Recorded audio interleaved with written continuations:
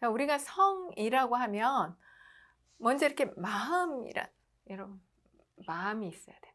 마음하고 또 하나는 몸. 그래서 그냥 성 그러면 우리가 이제 성이나 섹스나 그래서 아주 단순한 그냥 어떤 행위로 이제 이야기를 하는 경우가 있고 아니면 이렇게 혼용돼서 이렇게 쓰는 경우가 있는데 사실은 마음과 몸의 조화를 필요로 하는. 그래서 우리의 몸과 마음은 따로 구분 안 하잖아요. 내 몸이 내 머리가 뭐 이렇게는 안 하죠, 여러분.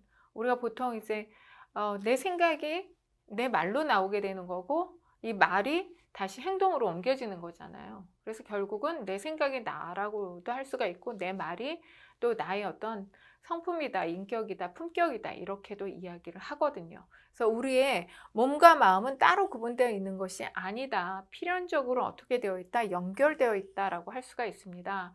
하지만 현실 상황을 보면 마음보다는 몸과 관련된 성이 지나칠 정도로 과하게 포장되어 있고 묘사되어 있는 것도 요즘 어떤 현대사회를 살아가는 우리가 느끼는 어떤 현상 내지는 아니면 그렇게 문화가 가고 있는 것이 아닌가라는 생각들도 하게 됩니다.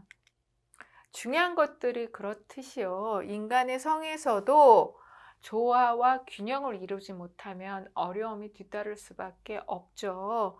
그래서 성은 성적인 쾌락이나 성행동 등의 생물학적인 측면을 가지고 있어요. 사실. 그죠?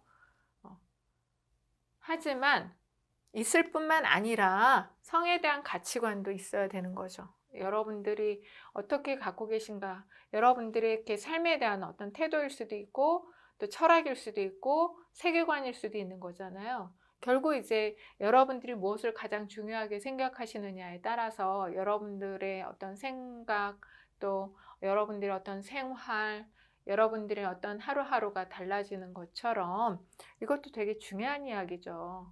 그래서 성에 대한 가치관, 태도 이런 정신적인 측면도 포함하는 그래서 사실은 이런 생각들이 나를 이야기한다고 그랬잖아요. 내 말이 나의 생각이고 생각일 뿐만 아니라 나의 성품이고 나의 인성이고 나의 품격인 것처럼 결국은 전체적인 인간 그 자체다라고도 이야기를 할 수가 있습니다. 자, 성이란 무엇일까요? 건강한 성에는 성행동의 도덕적인 측면을 포함하고 있습니다.